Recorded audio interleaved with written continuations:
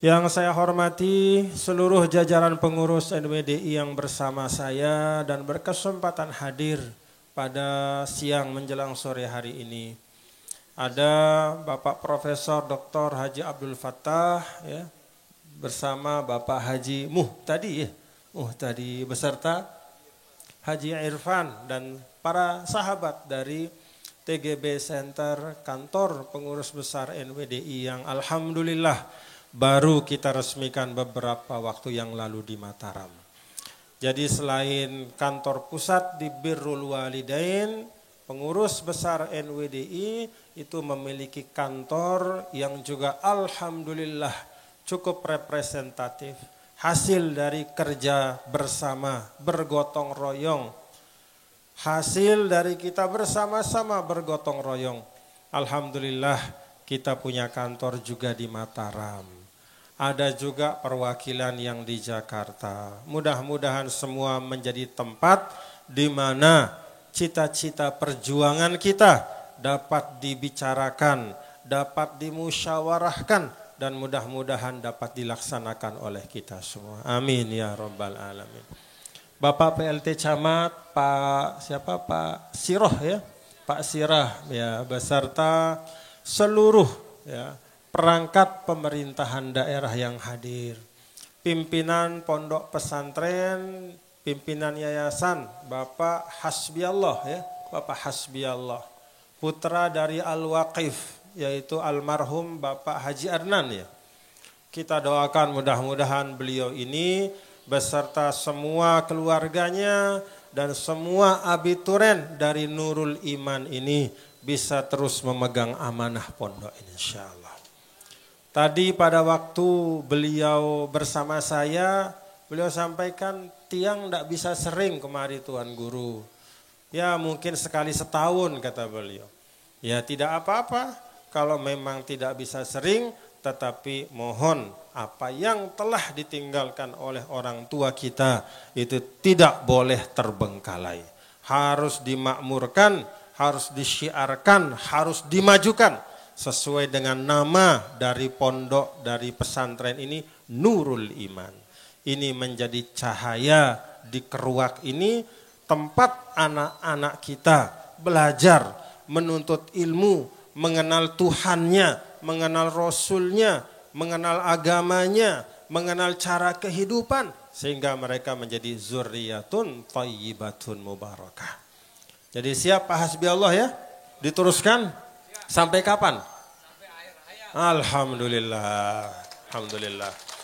Alhamdulillah.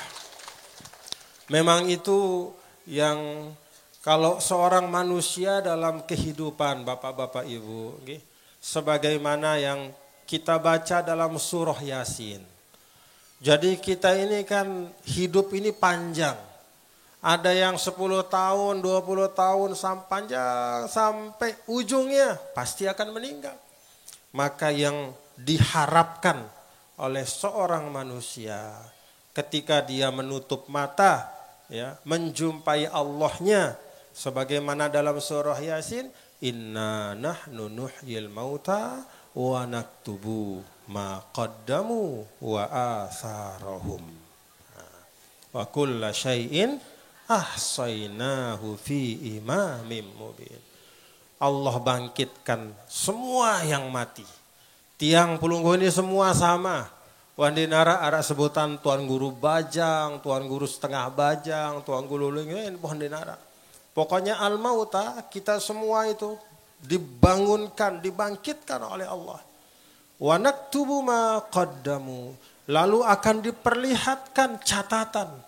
Maktub. Allah sendiri yang mengatakan maktub, tertulis. Allah catat. Dan catatan Allah tidak sama dengan manusia. Kalau catatan pelungguh tiang ada lembarannya yang robek. Atau mungkin sudah jadi buku, tiba-tiba bukunya hilang. Seperti Al-Maghfurlah Maulana Syekh cerita dulu kepada kami ketika ngaji di Pancor. Salah satu kesedihanku si bele adalah luwe sanad catatan-catatanku, lekan guru-gurungku. Apa sih ku tulis ketika ku belajar Mekah laik, lek gurungku. Berjilid-jilid kitab-kitabku buih terbakar pada saat kebakaran di Bermi Pancor. Itu catatan manusia. Jadi yang namanya kalau manusia dia mencatat seteliti apapun bisa jadi ada yang luput. Dia sudah jaga dengan penjagaan sebaik-baiknya, tiba-tiba dihanguskan oleh api. Kecuali catatan yang kekal, yang tidak ada piwalnya, tidak ada.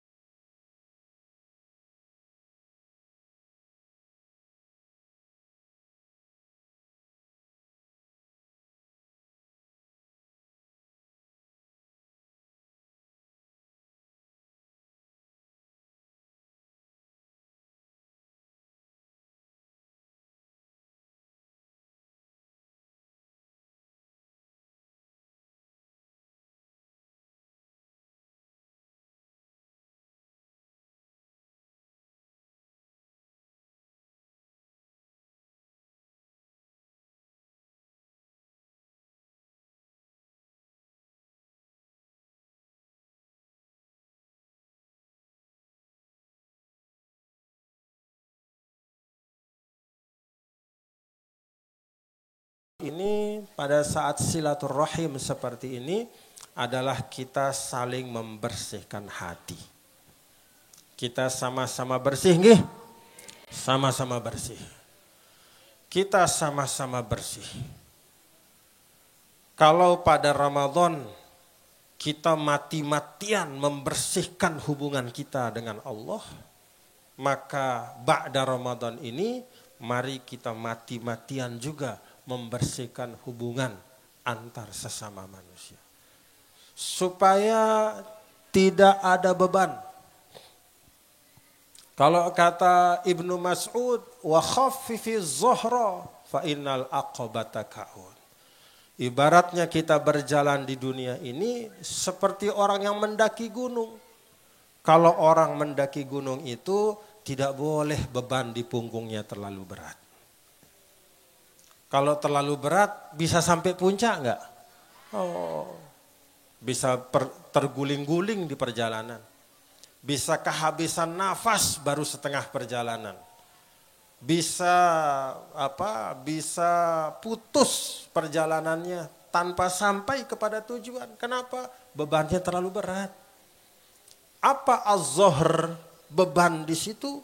Kalau kata para ulama, itulah segala macam hubungan-hubungan yang tidak baik. Bersiang nggih supaya bahasa keruaknya deang. Bahasa Pancor deang. Deang? Nah. Oh.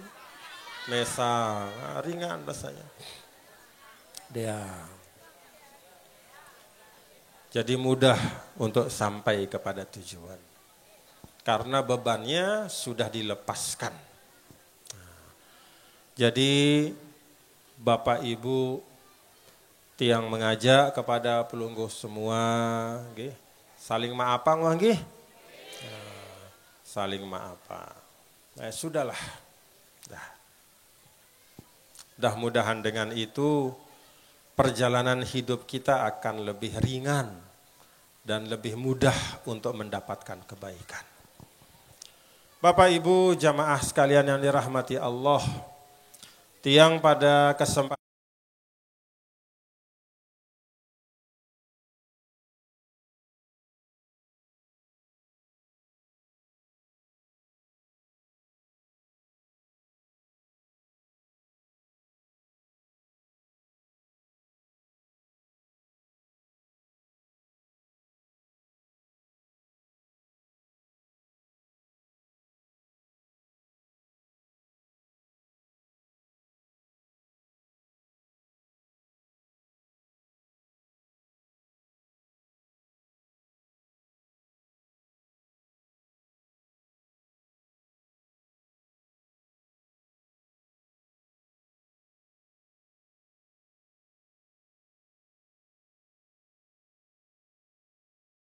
macam-macam nama desanya.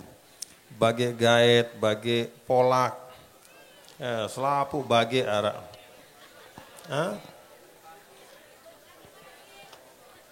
Dasan Bage, macam-macam. Nah tadi di Bage Gaet itu Tiang mengajak kita bersama-sama mengaji tentang makna surah At-Takatsur.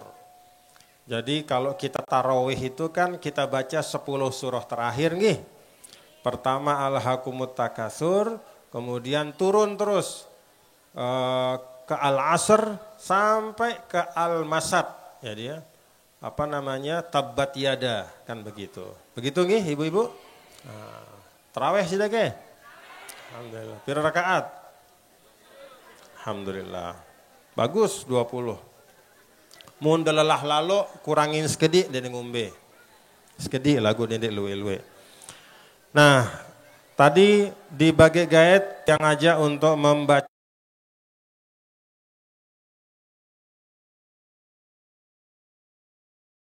bacaan tiang. Bismillahirrahmanirrahim. Qala al-muallifu rahimahullahu tabaraka wa ta'ala wa adaman naf'a bihi wa bi'ulumihi fid daraini amin bisanadina muttasil ilal muallif. Suratul Asri makkiyatun wa ayatuha salasun. Bismillahirrahmanirrahim. Wal 'asri ad-dahri ba'da az-zawali salat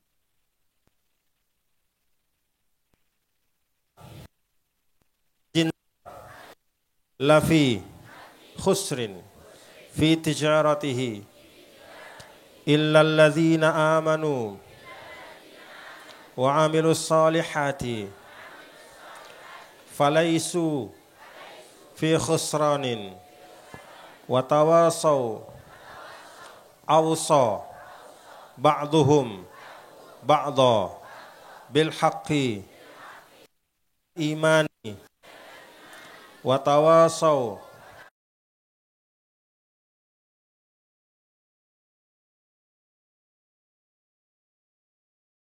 Alhamdulillah. Bapak Ibu, kita bersama baru membaca suratul Asr. Suratul Asr ini dengan suratul Kautsar itu adalah 2 surah dalam Al-Quran yang ayatnya paling pendek. Pira lebih ayatnya? 3. Ada 3 ayat, tapi ayatnya ini walaupun jumlahnya sedikit, itu maknanya luar biasa, menjadi pedoman untuk kita melaksanakan apapun dalam kehidupan kita. Mari kita lihat dalam suratul Asri ini ayat yang pertama, Bismillahirrahmanirrahim, wal 'asr, demi asar. Apa yang dimaksudkan al-asr di sini? Ad-dahri, yaitu demi masa. Kalau bapak-bapak dan ibu perhatikan dalam Al-Quran, Allah Subhanahu wa ta'ala itu banyak sekali bersumpah dengan masa atau waktu. Mulai dari masa yang pertama atau dari waktu yang pertama, masa subuh. Dari waktu subuh. Was-subhi idza tanaffas. Demi subuh. Kemudian wad-duha. Masuk waktu duha, Allah juga bersumpah dengan waktu duha. Kemudian wal asr, seperti ada dalam ayat ini. Demikian juga wal laili, masa yang malam, waktu malam hari. Kata para ulama, kenapa Allah Subhanahu wa ta'ala dalam Al-Quran banyak sekali bersumpah dengan bagian-bagian waktu untuk menunjukkan bahwa setiap waktu itu adalah ladang amal soleh bagi orang yang beriman. Jadi di nara istilah kenjelo doang, di nara istilah kekelem doang, Tapi semua waktu yang Allah berikan itu adalah fursatun untuk melaksanakan amal soleh. Kesempatan. Pada waktu subuh, ada enggak amal soleh yang bisa kita kerjakan? Ada. Sholat subuh nih, sholat subuh. Kalau bagi laki-laki bagus sholat subuh berjamaah. Kemudian setelah selesai subuh, sebagian ulama katakan jangan segera putus, tapi duduk dulu.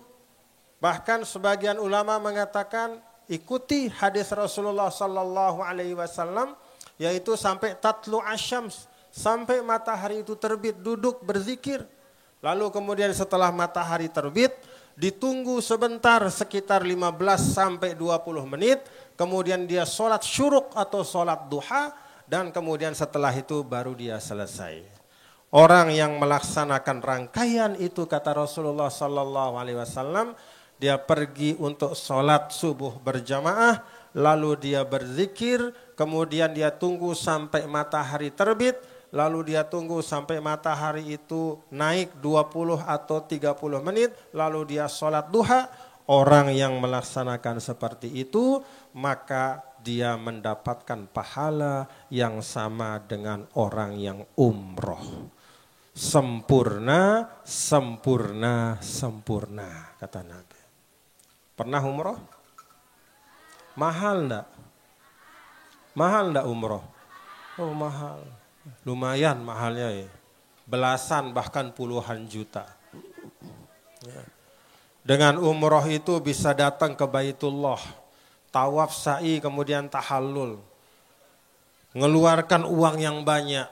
Mengambil waktu yang banyak. Nah bagi yang tidak bisa berangkat untuk melaksanakan umroh, Allah berikan kelapangan untuk mendapatkan pahala yang sama dengan istiqomah melaksanakan sholat subuh, kemudian dia zikir doa sampai terbit matahari, lalu dia sambung dengan sholat duha. Bisa diamalkan ibu-ibu? Amalkan wah. Jadi tidak kurang pahalanya, tambah kata Nabi. Sempurna, sempurna, sempurna. Seperti persis seperti ibadah, seperti pahalanya orang melaksanakan ibadah umroh. Nah itu contoh ibadah pada waktu subuh. Demikian pula pada waktu yang lain Bapak Ibu. Setiap waktu itu ada kesempatannya. Nah kita sekarang ini antara zuhur dan asar, alhamdulillah kita bisa melaksanakan silaturahim seperti ini. Nah karena itu dalam ayat ini Allah Ta'ala bersumpah dengan kemuliaan masa. Wal asr, demi masa. Auma ba'da zawal ilal ghurub. Sebagian ulama mengatakan al-asr di sini maknanya adalah waktu asar. Kalau yang pertama tadi makna al-asr adalah masa secara keseluruhan. Ada juga ulama mengatakan maknanya adalah demi waktu asar. Kenapa waktu asar dihususkan? Karena asar itu istimewa. Dalam Al-Quran Bapak Ibu, Allah Subhanahu wa Ta'ala sampaikan, hafizu ala sholawati was sholatil wusta. Jaga sholat 5 waktu dan secara khusus sholat tengah waktu si pertengahan. Subuh, zuhur, si ketelu apa? Asar. Setelah asar, maghrib, isya. Jadi si pertengahan apa? Asar. Nah di sini disampaikan oleh Allah dalam ayat ini, wassolatil wusta, khusus untuk sholat asar. Karena itu di dalam hadis Nabi SAW mengatakan ada sholat yang orang munafik tidak pernah bisa mengerjakannya. Apa itu? Sholat asar. Kenapa dikatakan orang munafik tidak bisa mengerjakan? Orang munafik itu adalah orang yang pura-pura. Dia ibadahnya pura-pura, tidak benar-benar beriman. Maka kalau waktu asar, yang namanya waktu asar itu selesai bekerja. Orang baru pulang dari bangket, dari sawah. Orang baru pulang dari kantor. Orang baru pulang dari toko. Masa kita duduk istirahat. Istilahnya selonjoran. Apa bahasa Anda selonjoran? Tokolah. terus kelek seninana pinang kukupi julu, gitu kan. Pisang goreng julu, pisang goreng. Lelah tebegawai bangkatnya, pecat. Nah, waktu asar itu waktu istirahat. Maka yang bisa sholat asar, yang tetap istiqomah sholat asar adalah orang yang hatinya betul-betul tetap ingat kepada Tuhannya. Kalau kurang-kurang, kalau malas-malas, kalau enggan-enggan biasanya lewat asar itu. Atau asarnya sudah nyambung sama maghrib. Ya. Barewah. Memang masa kita lelah. Dan itu diakui dalam hadis. Ya. Maka ini, wal asr ini pengingat juga. Wahai bapak-bapak, ibu-ibu, jangan sampai lupa, jangan sampai lalai untuk melaksanakan sholat asar yang merupakan sholat pertengahan. Ya, menjadi pasakna. Ya, insya Allah kalau asarnya bagus, nanti maghrib isyanya insya Allah akan bagus.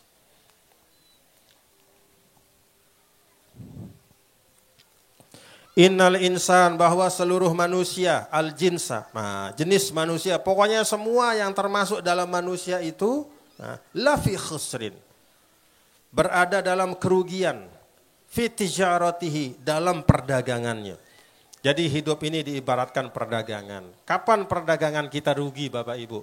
Kalau modalnya lebih besar dari penghasilan.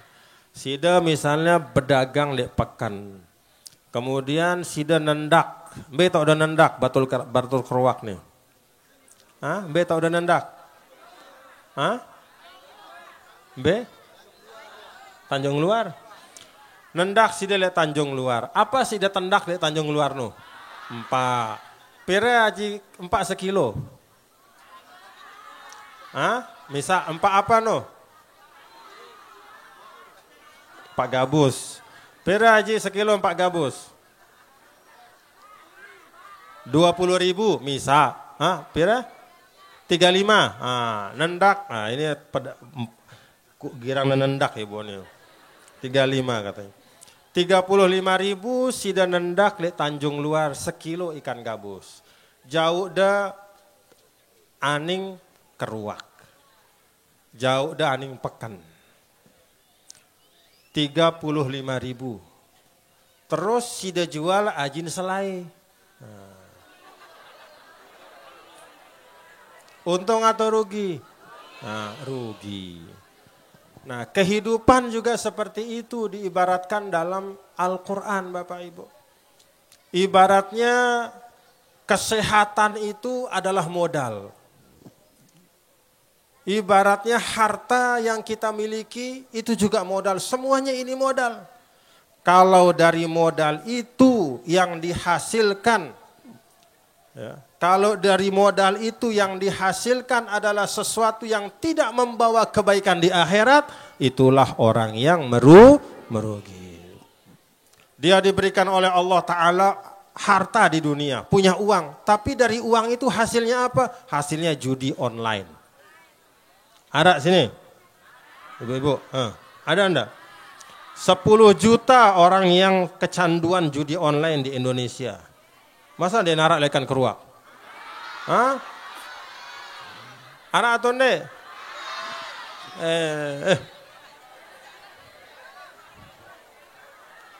Jangan sampai nggih. Nauzubillah, jangan. Atas nama apapun, sekecil apapun uang itu. Walaupun misalnya sida buka internet, kemudian ada misalnya sida berdua Facebook atau apalah, tiba-tiba ada keluar iklan beli 2.000 katanya. Nih 2.000. Rasanya 2.000 itu sedikit. Tapi itulah cara setan. Mulai dari yang kecil itu dibiasakan, lama-lama akhirnya nanti tidak terasa kecanduan. Selalu begitu. Makanya dalam Islam itu yang ditutup jalurnya itu mulai dari yang kecil. Misalnya minuman keras, apa kata Rasul? Ma'askaro qaliluhu kathirhu faqaliluhu haram. Segala sesuatu kalau dia misalnya memabukkan, mulai dari yang sedikit itu tidak boleh. Karena dari yang sedikit itulah menjadi pintu, menjadi fitnah. Membuat hati kita kemudian menjadi lemah. Sama seperti judi online. Kalau dulu orang berjudi itu modalnya juta-jutaan. Kalau sekarang melalui teknologi dimudahkan sampai 1.000, 2.000, beli koin, beli apa namanya, beli pulsa segala macam. Dia bayar, dia setor. Sedikit memang 2.000, 3.000, tapi terbiasakan. Akhirnya lama-lama menjadi pecandu. Uang rakyat Indonesia yang disedot oleh judi online itu lebih dari 300 triliun satu tahun. Kepeng saya sino, dia kepeng bos-bos sino, kepeng kita nih masyarakat. Kepeng anak-anak kita itu yang tidak sadar lewat handphone itu. Dari 2.000, coba 2.000 tapi 1 juta orang, jumlahnya jadi berapa? 2 miliar. Kalau pecandu online itu 10 juta, masing-masing hanya 2.000, artinya berapa? 20 miliar. Itu sekali. Kalau setiap hari 2.000, kali 30, sebulan berapa? 60.000, kali 10 juta, sudah 600 miliar satu bulan. Disedot uang sudah kepeng. Inna lillahi wa inna ya'iduhum wa yumannihim. Disitulah setan membisikkan kepada kita, enggak apa-apa ibu, ini 2.000 gampang nih, 2.000 itu sedikit. Sebentar lagi sudah untung 100 kali lipat, mau sudah 200.000. Kalau menang lebih besar mau sudah 1 juta, mau sudah beli lipstik si mahal, mau sudah beli kerudung si bagus, mau sudah beli emas. Ya'iduhum wa yumannihim. Itulah cari syaitan. Dijanjikan dan diberikan angan-angan kepada manusia.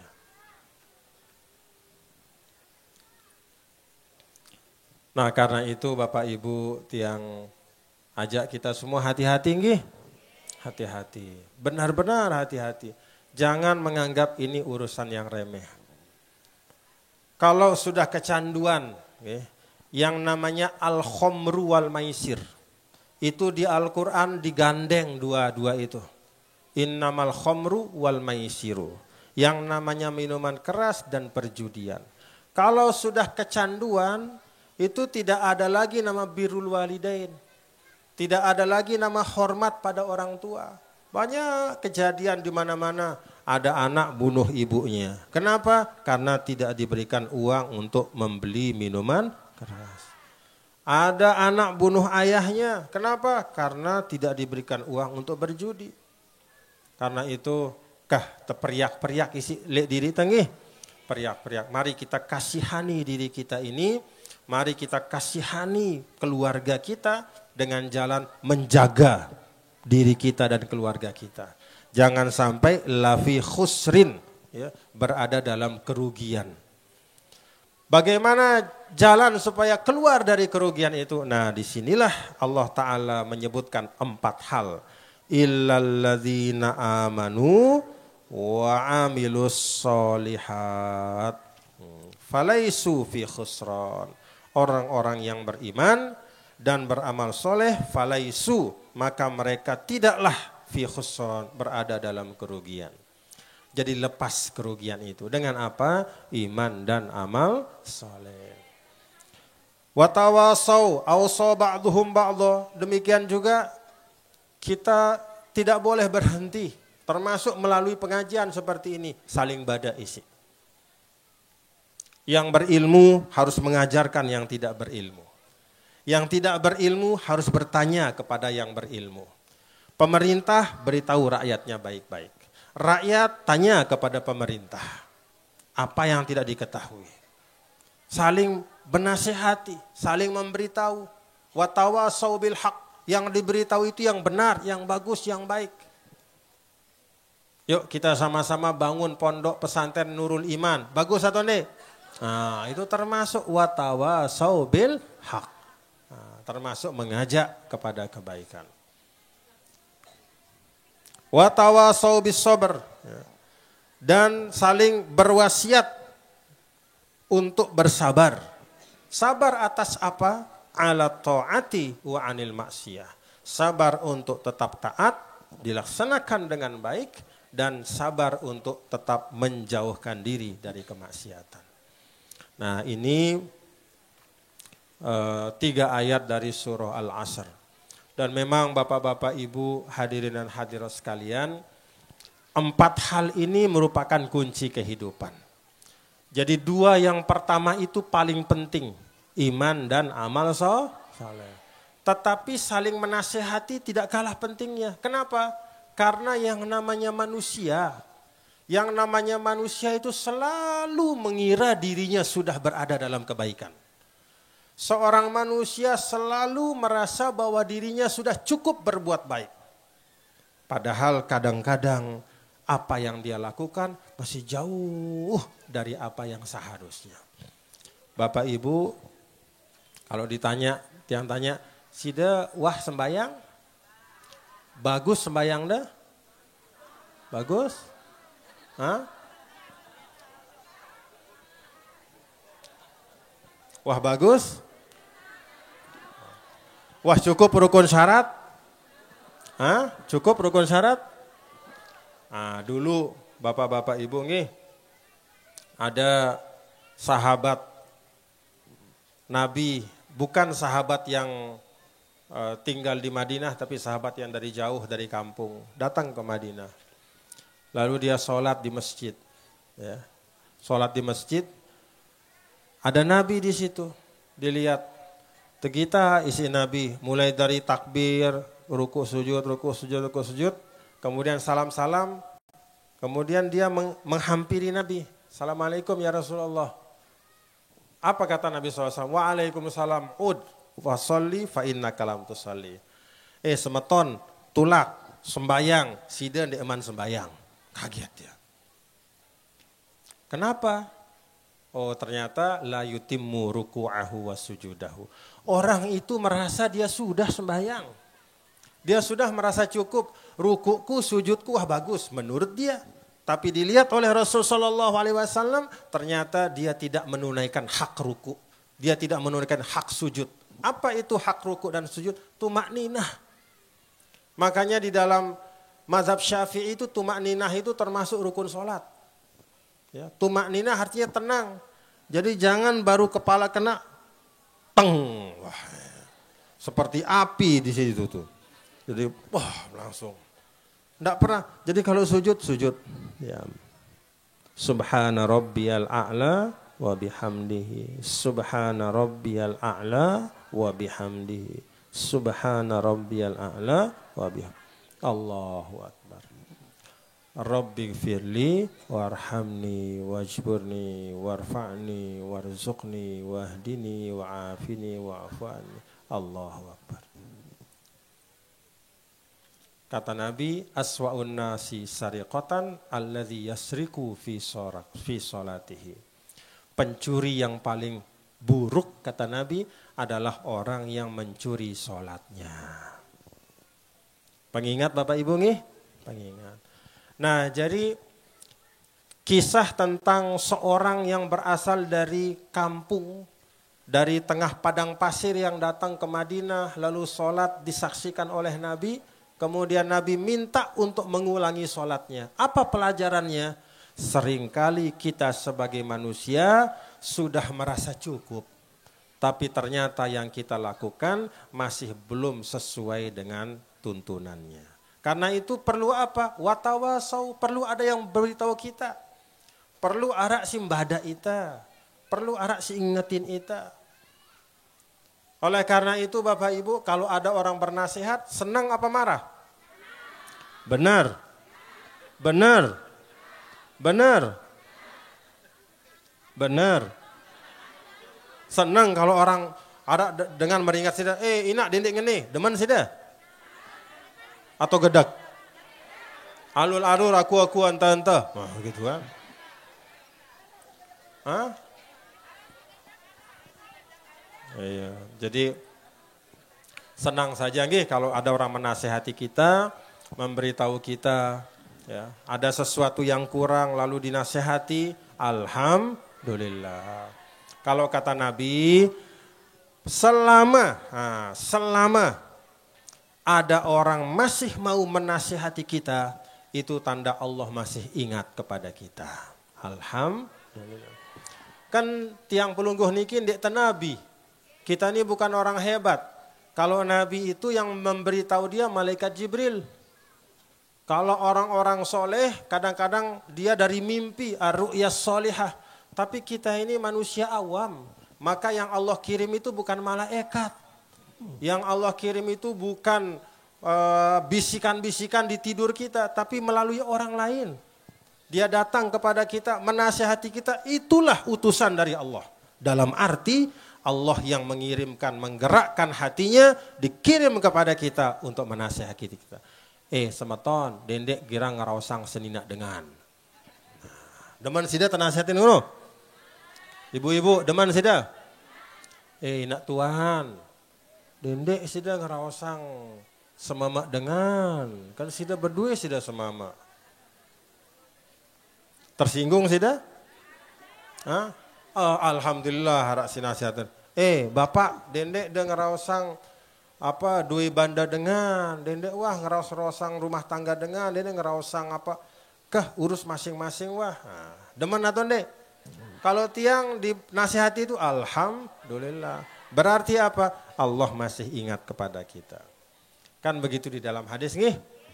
Iza aradallahu bi'abdin khaira saqa ilaihi man yuzakkiruhu iza gofila. Kalau Allah masih menginginkan kebaikan bagi suatu hamba, maka dia akan kirim orang untuk menasihatinya ketika orang itu lupa. Alhamdulillah. Jadi kalau ada orang yang dikirim yang menasihati kita itu adalah ibaratnya Allah yang kirim dia, karena kan hati manusia Allah yang gerakkan. Kalau ada orang menasihati kita, berarti hatinya Allah gerakkan untuk menasihati kita. Itu hadiah buat kita. Alhamdulillah. Nah, jadi 4 hal ini, Bapak-bapak dan Ibu, adalah pedoman bagi kita agar bisa lepas dari kerugian. Supaya hidup kita ini hidup yang beruntung. Supaya hidup kita ini hidup yang berhasil.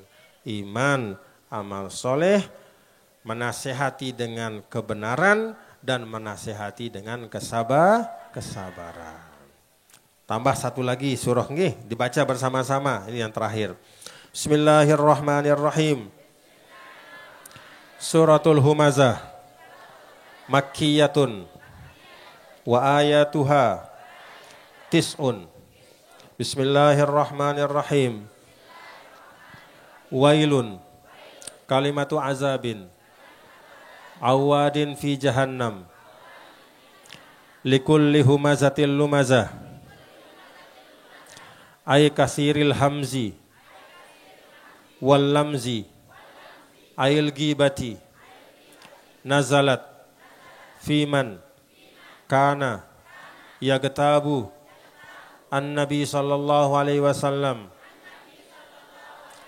wal mu'minin ka Umayyah ibni Khalaf wal Walid ibni al-Mughirah wa ghairihima alladhi jama'a bit-takhfif wa tashdid malan wa addadah ahsahu wa ja'alahu uddatan li hawaditsid dahri yahsabu li jahlihi annama lahu akhladah ja'alahu khalidan la yamutu kalla rad'un la yumbazanna jawabu qasamin mahzufin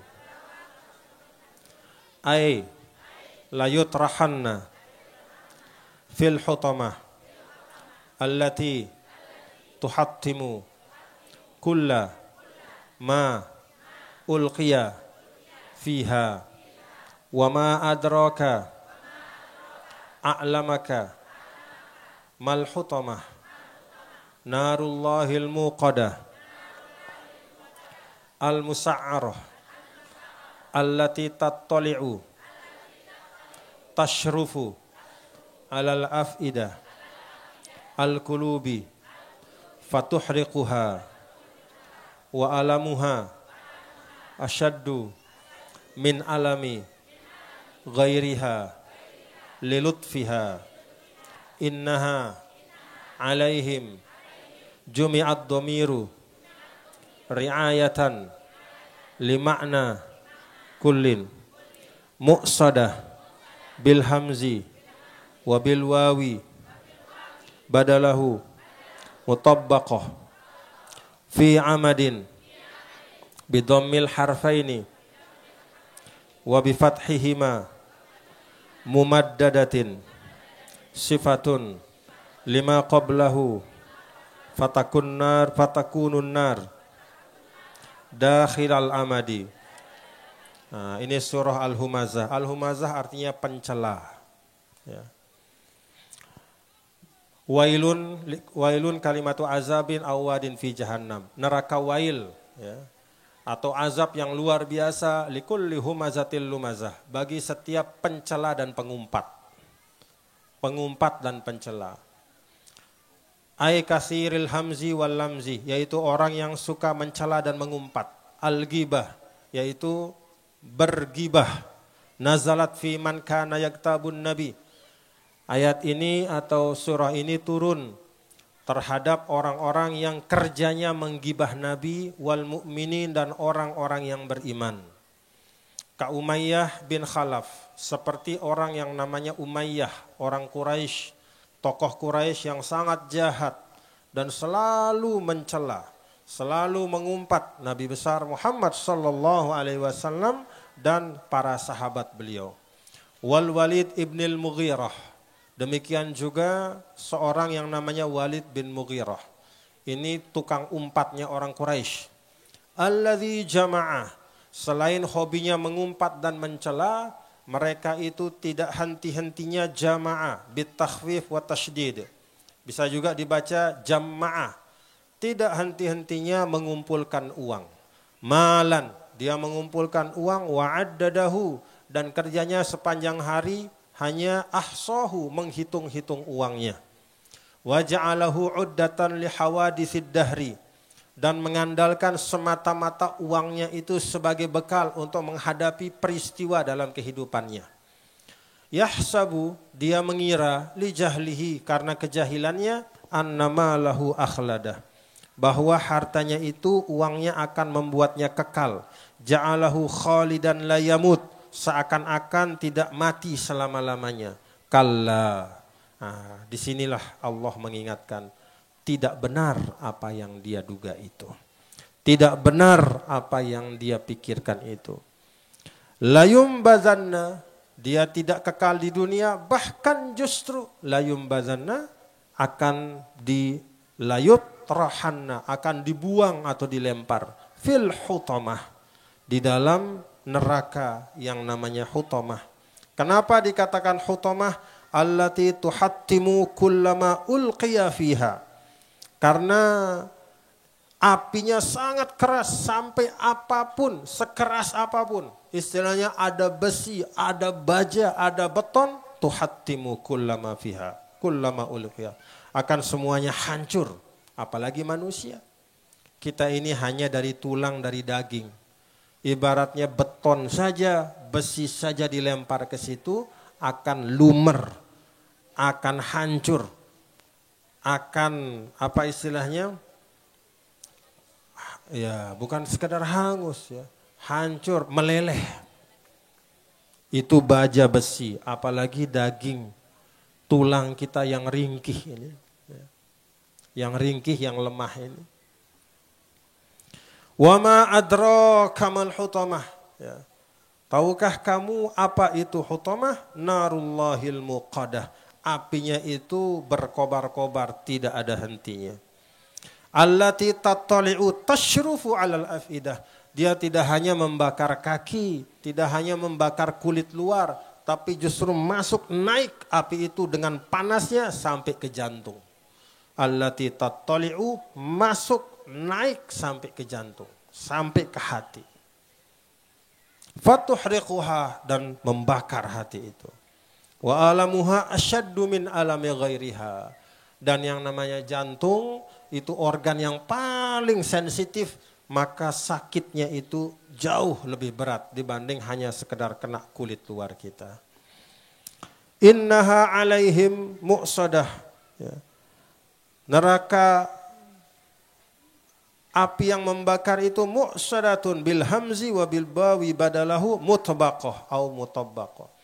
Jadi apinya itu tidak sekedar menyentuh, tidak hanya sekedar menyambar, tetapi meliputi, melingkupi. Jadi ibaratnya masuk ke dalam api itu. Ya, ya Allah, nauzubillah min zalik. Semoga Allah jaga kita nih. Ya Allah, mumaddadah fi amadim mumaddadah. Jadi api itu berada di dalam tiang yang besar sekali dan orang-orang yang sifatnya disampaikan suka mencela, suka mengumpat, suka menggibah, mengumpulkan harta dan tidak mau menunaikan zakatnya, itu nanti akan dimasukkan ke dalam api yang berada dalam tiang yang besar itu selama-lamanya. Na'udzubillah min zalik. Nah, dari surah ini Bapak Ibu Saudara sekalian menjadi pengingat bagi kita nggih. Ada banyak hal yang kita anggap remeh dalam hidup tapi itu bisa bawa masalah besar buat kita. Contohnya apa? Ngerawasang dengan. Demen sudah ngerawasang dengan? Wah kah? Wah. Deh. Dah usah lah. Dah. Sida misalnya berdua rumah tangga. Berdua sida semama. Mun sida mele ngeraos, rawosang antar sida wah.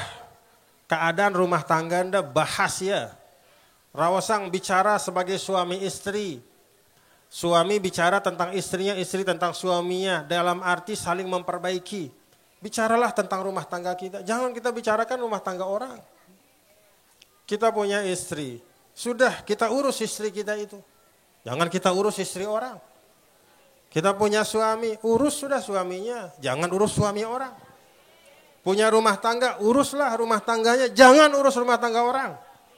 Bahaya. Nih. Dengar Bapak Ibu. Ini bukan karang-karangannya Ustadz. Ini yang kita baca dalam sholat tarawih itu setiap malam. Wailul likulli humazatil lumazah, celaka orang yang suka mengumpat dan menghujat, yang suka mencela. Kalau kita suka mencela berarti kita nyumpahin diri kita kan?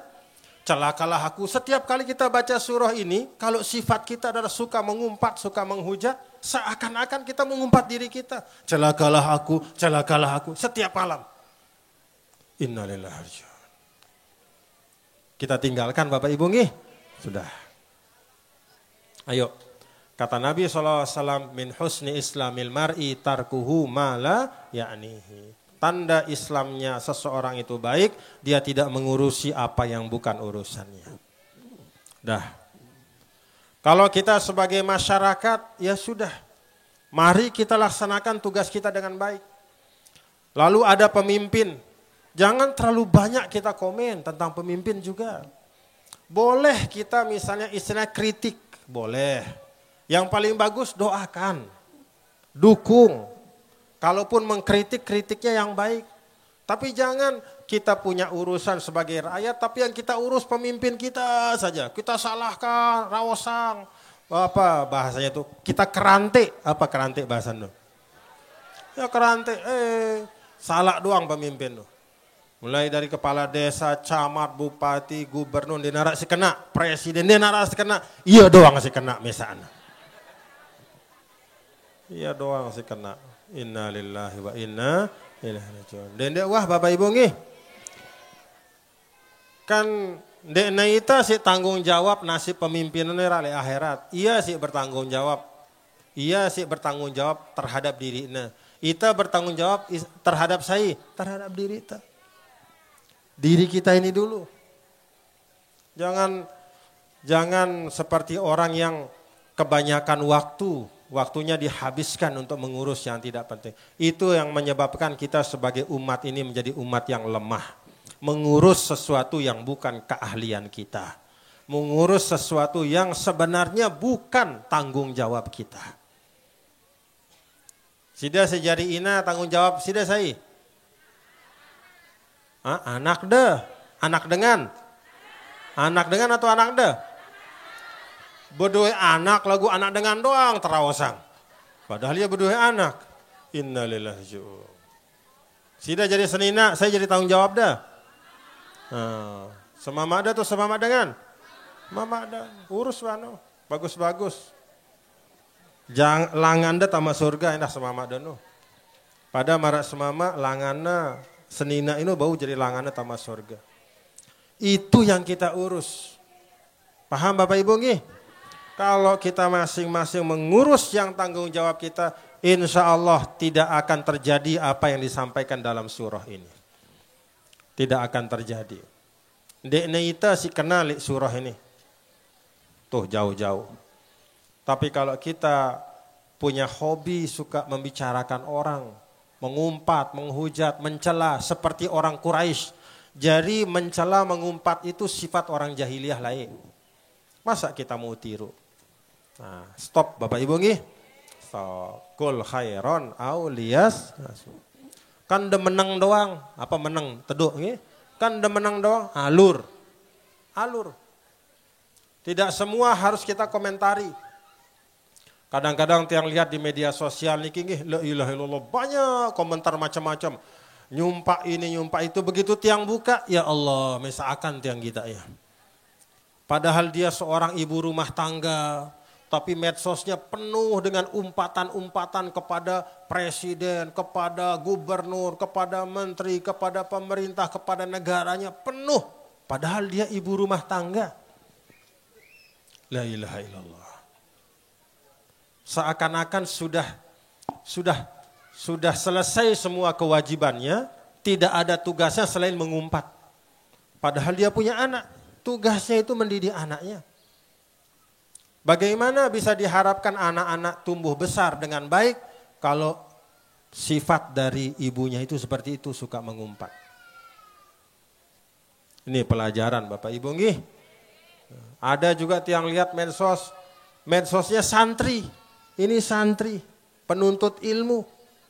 Tapi komentar-komentarnya tidak sama sekali mencerminkan ilmu. Inna lillahi wa inna ilaihi raji'un. Maka kalau keadaan seperti itu, kul khairon auliyasmut. Teduk-teduk wah tendih. Nggak usah kita ikut komentar-komentar hal-hal yang tidak baik. Nah ini Bapak-Bapak Ibu adalah pelajaran dari dua surah ya. Suratul Asr dan surah Al-Humazah. Dalam suratul Asr Allah menyampaikan 4 hal yang menyebabkan kita beruntung dalam kehidupan. Iman, amal soleh, bernasihat dengan kebenaran, dan bernasihat dengan kesabaran. Dalam suratul Humazah Allah menyebutkan 3 hal yang wajib kita jauhi supaya tidak jatuh ke dalam wail itu. Ke dalam neraka wail.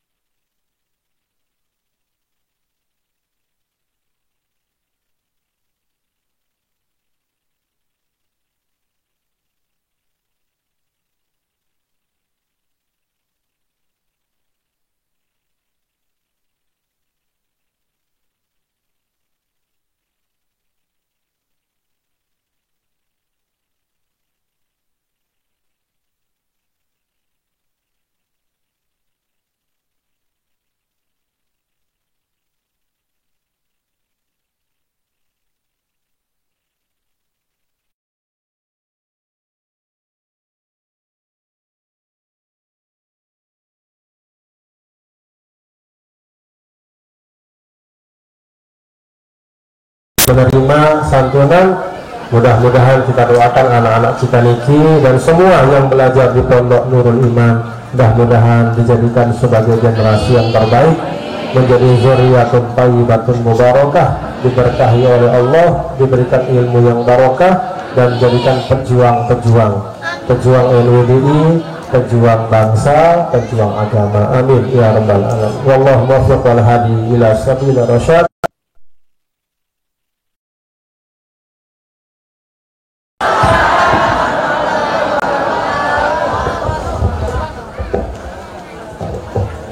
Acara ke-6, doa yang akan dipimpin oleh Profesor Dr. Haji Abdul Fattah.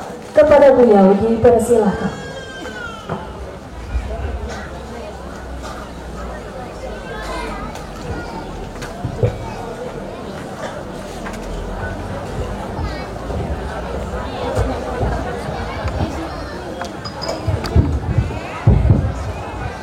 Bismillahirrahmanirrahim. Bismillahirrahmanirrahim. Assalamualaikum warahmatullahi wabarakatuh. Sebelum kita berdoa, tentunya dan doa pusaka, kita awali dengan pembacaan Al-Fatihah. Yang pertama kita doakan kepada Sidi Syekh kita, Bapak Tuan Guru Bajang. Mudah-mudahan beliau senantiasa sehat walafiat, panjang umur, mata'an Allah bituli hayatih fid darain. Ilmu yang beliau sampaikan kepada kita menjadi ilmu yang barokah dan manfaat. Lahu minnal Fatihah. Bismillahirrahmanirrahim.